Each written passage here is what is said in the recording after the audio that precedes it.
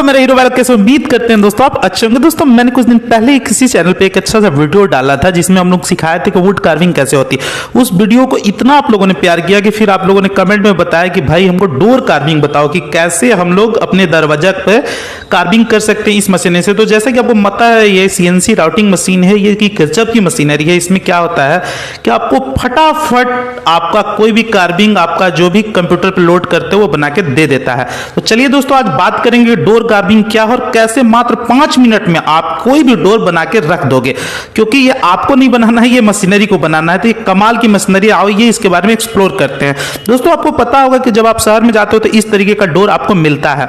ये जैसे सबसे पहले इस तरीके का बनता है, उसके बाद इस पे पॉलिशिंग होती है और पॉलिशिंग होने के बाद आपको इस तरीके की इसकी मेकिंग आती है। किस चीज से होती है? कोई और चीज नहीं है दोस्तों, इसी CNC वुड कार्विंग मशीन से होती है।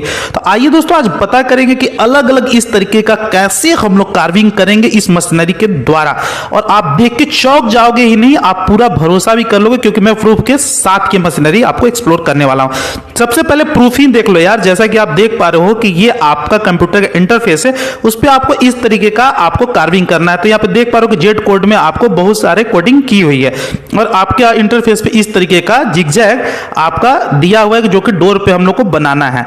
और यहां से आप देखोगे कि कमांड जैसे ही दोगे आपका जो CNC मशीन का टेबल है उसके ऊपर जो भी आपका राउटर है वो आपका मूव करने लगेगा और इस तरीके का वुड कार्विंग आपके डोर पे बना के दे देगा। अब ये कैसे बनाया, आपके दिमाग में बहुत सारे कंफ्यूजन होंगे, तो मैं बहुत अच्छे से एक्सप्लोर करूंगा और साथ ही साथ आपको बताऊंगा कि आपका अलग अलग router base, single router, double router और मल्टी राउटर क्या है।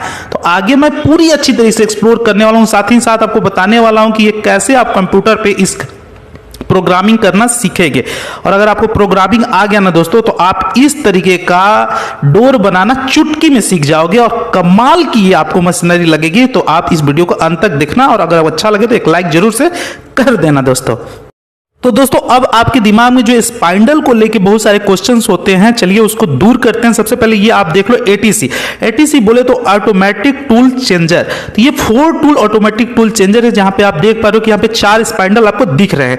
ये चारों स्पाइंडल अलग अलग तरीके से मूव करते हैं दोस्तों।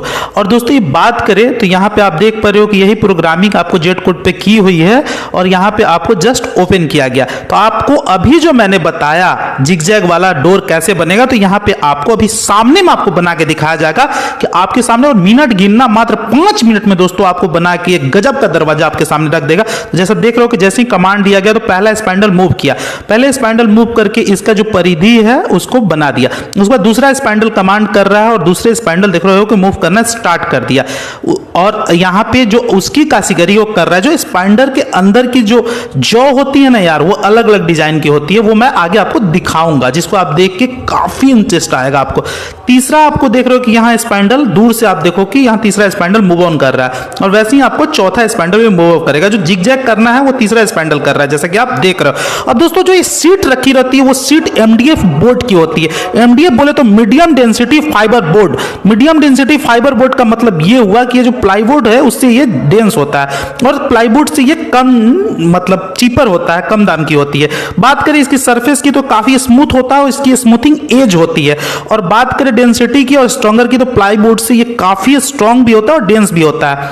और इसमें क्या होता है ना यार कि जो आपका MDF होता है उसमें आपका एक लकड़ी होता है और प्लाईवुड में बहुत सारे मल्टी लेयर्स होते हैं, इसलिए इस पे बहुत अच्छा उभार आता है दोस्तों।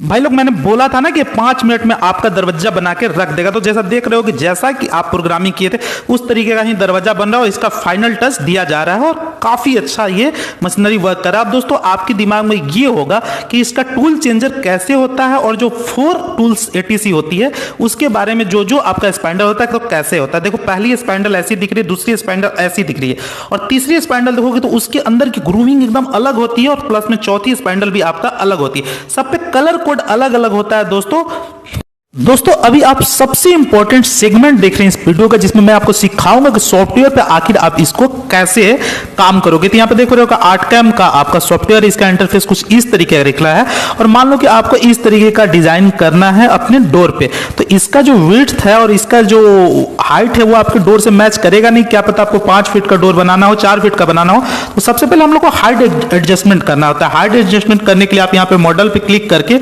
सेट साइज में जाके उसका हाइट वर्सेस विड्थ आप चेंज कर लोगे। इसके लिए मैं आपको फिर से अच्छे से समझाऊंगा कि कैसे हाइट चेंज करोगे और विड्थ चेंज करोगे। अगर आपको यार इस पे ट्राई करना है तो आप आर्टकैम सॉफ्टवेयर डाउनलोड करके ये सारी चीजें खुद से करके प्रैक्टिस कर लेना, क्या पता आप सीख जाओ दोस्तों। यहाँ पे देख पा रहे हो कि फिर से मैं आर्टकैम का वही आपका सॉफ्टवेयर खोल रहा हूं और खोलने के बाद आपको कुछ नहीं करूंगा, हाइट एडजस्टमेंट करूंगा। हाइट कितना मेरे को बनाना है, तो मेरे को मान लो कि यार हाइट और विड्थ अलग बनाना है, तो उस हिसाब से यहाँ पे देख रहे हो कि विड्थ को हम लोग मान लो 30 करते हैं और हाइट को मान लो हम लोग यहाँ पे 60 कर लेते हैं। और जो यहाँ पे आपका रेजोल्यूशन दिख रहा है ऊपर में, अब हाइट और विड्थ बदलेंगे तो आपका आकार बदल जाएगा। रेजोल्यूशन को हम लोग आधा कर लेते हैं जैसा कि आप देख पा रहे हो। और यहाँ पे जो ओरिजिन है, यहाँ पे देख रहे हो कि यहाँ पे मैं ओरिजिन सेट यहाँ पे कर रहा हूँ इस कॉर्नर पे। उसके बाद जो यूनिट है, यूनिट हम लोग इंच में इसको चेंज कर दे रहे हैं। चेंज करने के बाद ओके टिप दे रहे हैं। उसके बाद आपका कुछ इस तरीके का आपका जाता है। विंडो में जाके आपको ड्रॉ वर्टिकली करना है ताकि हम लोग को वर्टिकल बनाना है, इसलिए यहाँ पे देख रहे हो कि वर्टिकल ड्रॉ हो गया। अब दोस्तों इसका भी हाइट एडजस्ट कर लेंगे, 30 to 60 कर देंगे। उसके बाद क्या करना होगा कि हम लोग को बॉर्डर बनाना है।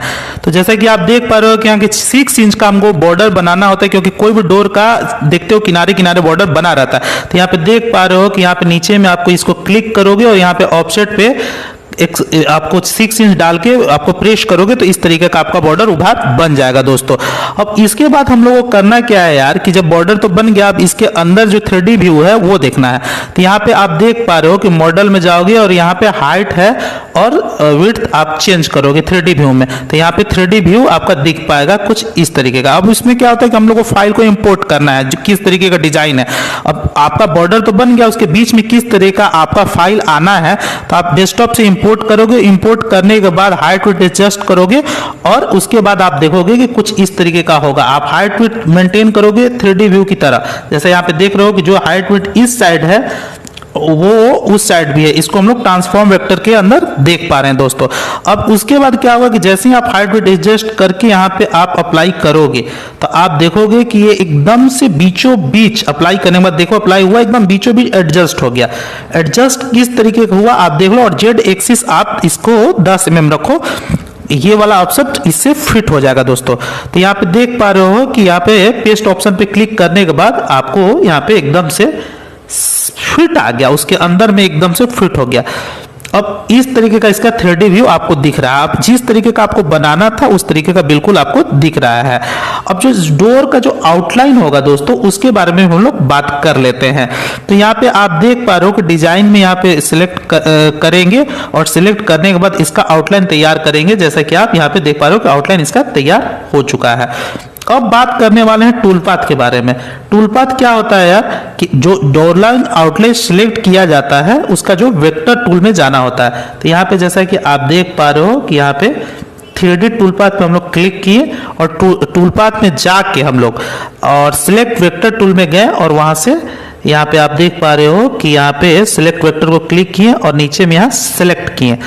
अब सिलेक्ट करने के बाद आपको बता दे रहा हूं दोस्तों कि अगर छोटा बीट काटोगे ना तो उसका डिटेलिंग अच्छा होता है और मोटा बीट होगा, थिकनेस ज्यादा होगा तो उसका डिटेलिंग अच्छा नहीं होगा। तो हम लोग अक्सर छोटा बीट ही काटते हैं जिससे डिटेलिंग और उभार काफी अच्छा हो। अब देखो टूल्स में अगर 4 mm का सिलेक्ट करते हो तो काफी अच्छा आपका 3D फिनिशिंग आएगा। तो यहाँ पे हम लोग क्या करेंगे कि यहाँ पे सिलेक्ट के ऑप्शन क्लिक करेंगे और यहाँ पे क्लिक करने के बाद जो 4 mm का होगा उसी को हम लोग सेलेक्ट करेंगे। जैसा कि आप यहाँ पे देख पा रहे हो कि 4 mm का हम लोग सिलेक्ट कर लिए। सिलेक्ट करने के बाद इसको सेटअप में ओके कर देना होता है। सेटअप ओके करने के बाद देखोगे कि क्या बेहतरीन इसका रिजल्ट आएगा। यहाँ पे अब जैसे ही आप नाउ प्रेस करोगे तो ये तैयार हो जाएगा। अब यहाँ पे इसको सिमुलेट कर लेते हैं। सिमुलेशन का मतलब ये होता है कि आपका 3D व्यू में भी इसको दिख जाएगा। तो जैसा कि आप देख रहे हो कि ये सिमुलेट हो रहा है। पहले तो आप इंटरफेस डिजाइन कर रहे हो अपने कंप्यूटर पे और वहां बगल में जो आपको दिख रहा है वो 3D व्यू दिख रहा है। तो यहाँ पे देख रहे हो कि सिमुलेट हो गया। अब इसको जूम करोगे और ये फाइल रेडी हो जाएगा। अब इसको एक्सपोर्ट कर लो, सेव कर लो और ये रेडी हो गया। इसको आपको कुछ नहीं करना है कि इस फाइल को कमांड देना है और उसके बाद आप देखोगे कि आपका 3D प्रिंटर रेडी। अब दोस्तों ये जो मशीनरी देख रहे हो ये एक्चुअली 2 डायमेंशन है। 2 डायमेंशन मतलब कि जो ATC टूल के बारे में बात कर रहे थे तो इसकी जो स्पाइंडल है वो डबल स्पाइंडल है और ये जो इस तरीके का आपको बनाती है। अब सिंगल स्पाइंडल के बारे में देख लो यार कि जो सिंगल स्पाइंडल होते हैं कुछ इस तरीके का वर्क करती है। सिंगल स्पैंडल में क्या होता है कि एयर कूल टाइप का होता है, वोल्टेज सिंगल फेज 220 वोल्ट देता है और इसके अंदर स्टेपर मॉडल लगे होते हैं। जो स्टेपर मोटर होते हैं उस टाइप में ड्राइविंग फोर्स देते हैं। इसका आरपीएम का बात कर ले तो 0 से 24,000 आरपीएम इसका स्पैंडल मूव करता है। आरपीएम का मतलब होता है रिवोल्यूशन पर मीटर दोस्तों। तो यहाँ पे देख पा रहे हो कि कितना अच्छे तरीके से सिंगल फेज आपका इलेक्ट्रिसिटी पे आपका जो सिंगल स्पाइंडल रोटर है वो मूव करके इतने अच्छे तरीके का कारीगरी बना दिया दोस्तों। अब दोस्तों सबके साथ आपके दिमाग में ये क्वेश्चन होगा, अरे भाई आपने तो वुड के बारे में बता दिया, दरवाजा कैसे बनेगा और अलग अलग आप सिंगल वाला, डबल वाला और 4 टूल्स एटीसी सीएनसी राउटर बता दिया, पर आपने यार प्राइस नहीं बताया। तो दोस्तों अब आपकी सारी कंफ्यूजन दूर हो जाएगी, क्योंकि मैं आगे आपको बताने वाला हूं कि ये कीमत इसकी कितनी है और साथ में साथ आपको बताने वाला हूं कि इसके अंदर कुछ और इलेक्ट्रिसिटी फैक्ट्स के बारे में। तो यहां पे जैसे कि